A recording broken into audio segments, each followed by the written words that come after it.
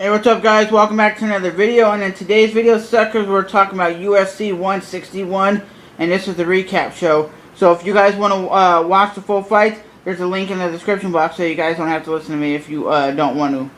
But with you guys who are going to watch,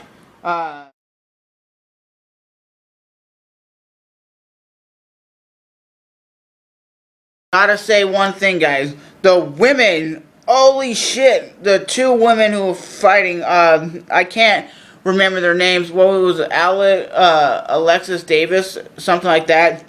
That chick was throwing, if I'm getting the two chicks right, she was throwing a lot of jiu-jitsu. She had great ground game.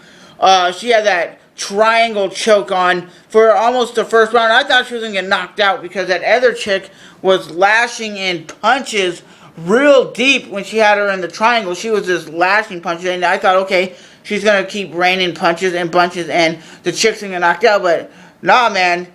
I went to the, it was a great fight. That was one of the best fights I've seen. The girls in MMA, they always come and throw down, and they throw down hard. Big Country Roy Nelson didn't look like himself. He looked gassed out, and I think it's because he throws a lot of heavy leather punches, and he goes for the knockout every time he throws a punch.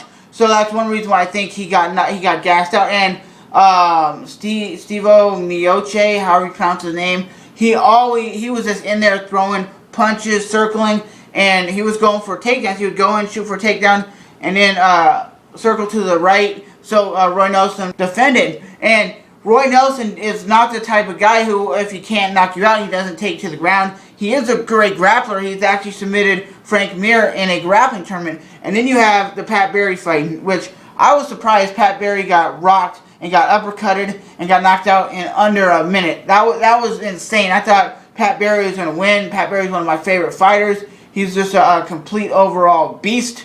And you had Rashad Evans versus Dan Henderson, which a lot of people said Dan Henderson's going to mop the floor with Rashad Evans. Rashad Evans showed his quickness. He was back in his old ways of kicking ass. He was in there throwing a lot of punches. He tried for takedowns, but he didn't get the fucking takedown, man, because Dan Henderson is a great wrestler. I think Dan Henderson might be a better wrestler than what Rashad Evans is, but Rashad Evans is more athletic, and you can see that. Dan Henderson just has that style where he comes forward, and he did rock Rashad Evans in the first round with a jab, and Rashad Evans fell, and he just started raining punches, but Rashad overcame that. And at the end of the fight, they said, Dan Henderson's like, I don't even know how I lost. I wasn't rocked. I didn't get hurt.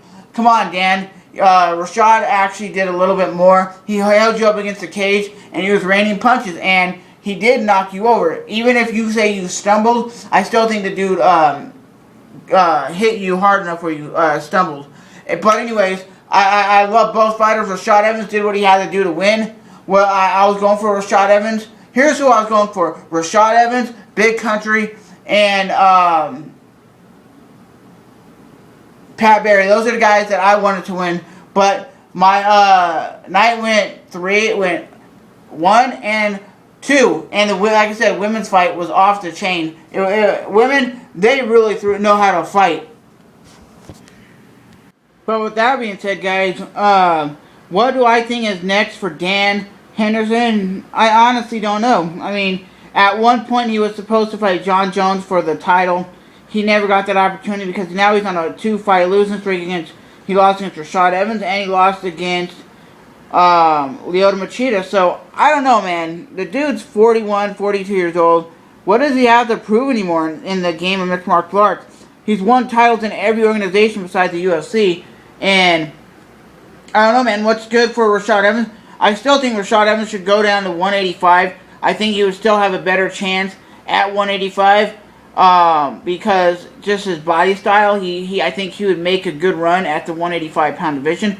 But that's not for me to say. He wants to fight. He said he'll never drop weight until he gets John Jones. And I don't think he's ever going to get a title shot again. I don't, unless he keeps kicking ass like he did tonight. So let me know what you guys think. What is next for Dan the Beast Henderson?